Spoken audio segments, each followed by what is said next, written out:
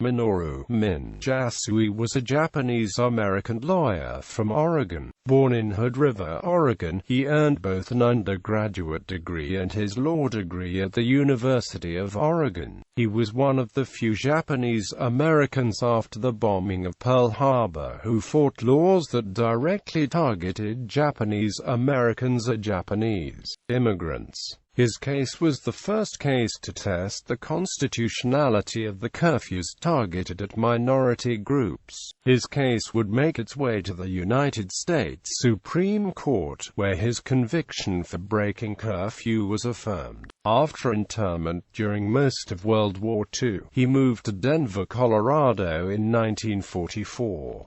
In Denver, Yasui married and became a local leader in civic affairs, including leadership positions in the Japanese American Citizens League. In 1986, his criminal conviction was overturned by the federal court. In 2015, Senator Mazie K. Hirono nominated Yasui for the Presidential Medal of Freedom, the highest civilian award of the United States. On November 16, 2015, President Barack Obama announced that Yasui would receive a posthumous Presidential Medal of Freedom. The medal was presented to Lori Yasui in a White House ceremony in November 24, 2015.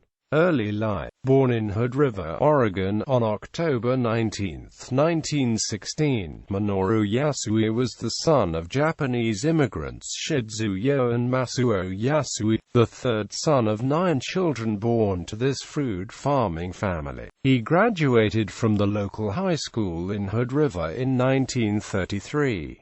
At the age of 8 he spent a summer in Japan, and later was enrolled in a Japanese language school in Oregon for 3 years. Yasui went on to college after high school at the University of Oregon in Eugene. At the school, Yasui earned a bachelor's degree from the school in 1937 and a law degree from the University of Oregon Law School in 1939. He also was a member of the United States Army's Reserve Officer Training Corps program at the university, earning a commission after graduation in 1937. ROTC was a requirement of all male students during this time period for the first 2 years of the 4-year program. Yasui was commissioned on December 8, 1937, as a second lieutenant in the Army's Infantry Reserve. After law school he passed the bar and began practicing law in Portland, Oregon in 1939. He found it hard to find work in Portland, but through the connections of his father, he started working for the Japanese government at its consulate in Chicago, Illinois. He was employed as one of several consular attachés at that office, mainly doing clerical work. Following the attack on Pearl Harbor, which drew the United States into World War II against Japan and Germany, Yasui resigned his position with the consulate on December 8, 1941. World War II. Yasui returned to Hood River from Chicago after his father, Masuo Yasui, requested that he come home in order to report for military duty. After returning to Hood River, he tried to report for duty with the United States Army at the Vancouver Barracks in neighboring Washington, but was denied from serving on 9 occasions. Masuo Yasui was arrested on December 13, 1941, by the Federal Bureau of Investigation as an enemy alien, and had his assets frozen. Yasui moved to Portland and opened a private law practice in order to help the Japanese Americans put their affairs in order. President Franklin D. Roosevelt signed Executive Order 9066 on February 19, 1942, that allowed the military to set up exclusion zones, curfews, and ultimately the internment of Japanese Americans during the war. On March 28, 1942, Yasui deliberately broke the military-implemented curfew in Portland by walking around the downtown area and then presenting himself at a police station after 11 p.m. in order to test the curfew's constitutionality. He first asked an officer on the street to arrest him but was told to run along home, sonny boy, and so he walked into the police station. Later, on bail, he learned that a grand jury had indicted him. After the notice was given for the Japanese to evacuate, Yasui notified the authorities that he had no intentions of complying, and went to his family's home in Hood River. This violated another law restricting travel of Japanese Americans, and authorities arrested him in Hood River. Yasui had consulted a friend in the FBI prior to arrest, and consulted with other legal minds to try to test the legality of the orders. At trial he was defended by private attorney Earl Bernard. Gus J. Solomon, later a judge for the same court, had asked the National American Civil Liberties Union to defend Yasui as no local Oregon groups elected to support Yasui. One part of the strategy was to proceed with a non-jury trial, leaving the decision only to the judge. Solomon was asked by FE to help advise the court on the issues, along with 8 other attorneys. At his trial, federal judge James L. Jaffe came to the conclusion that laws specifically targeting a race, such as the curfew, were unconstitutional when applied to citizens. However, he also declared in his November 16, 1942, decision that Yasui had demonstrated his loyalty to Japan and was therefore no longer a U.S. citizen. Yasui was sentenced to 1 year in prison and given a $5,000 fine.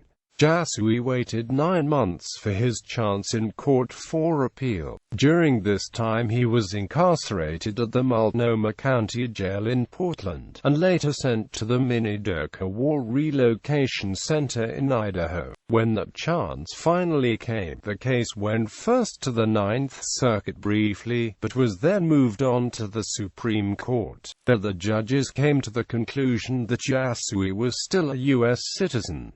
After a few days on June 21, 1943, however, in Yasui v. United States, the court ruled unanimously that the government did have the authority to restrict the lives of civilian citizens during wartime, deciding the case as a companion case to Hirabayashi v.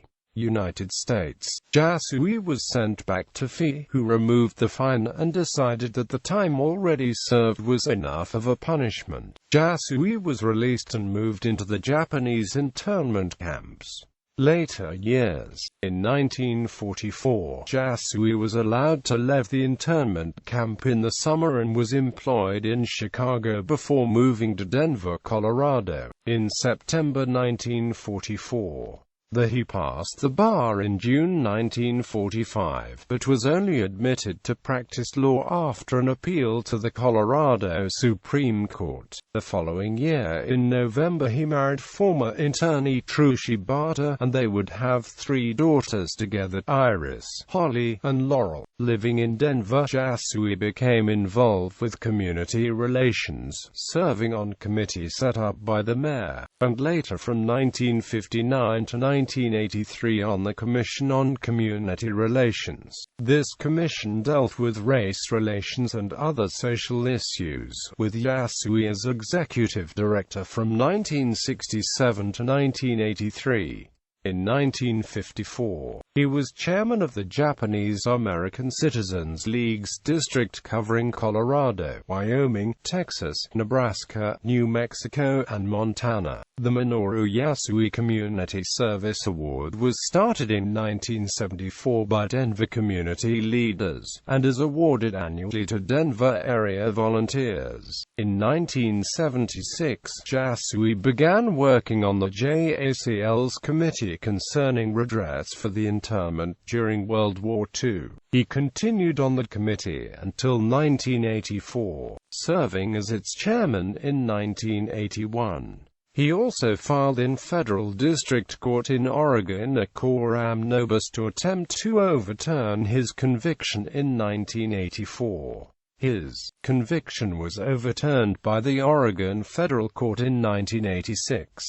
Minoru Yasui died on November 12, 1986, and is buried in his hometown of Hood River. Minoru Yasui Plaza. The city and county of Denver owns an office building named after Yasui, located at 303 West Colfax Avenue in Denver. The building is called Minoru Yasui Plaza, or the Minoru Yasui Building. A bronze bust of Yasui adorns the building's foyer.